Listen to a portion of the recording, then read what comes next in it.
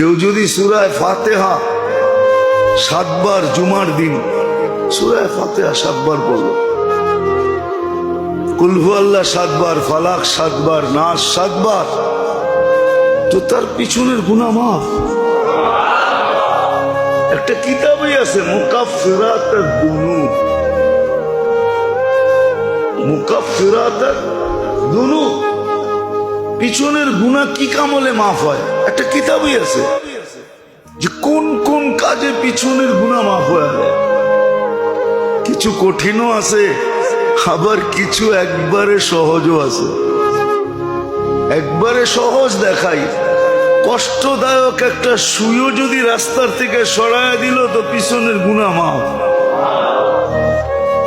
সহজ আছে, সহজও করছে।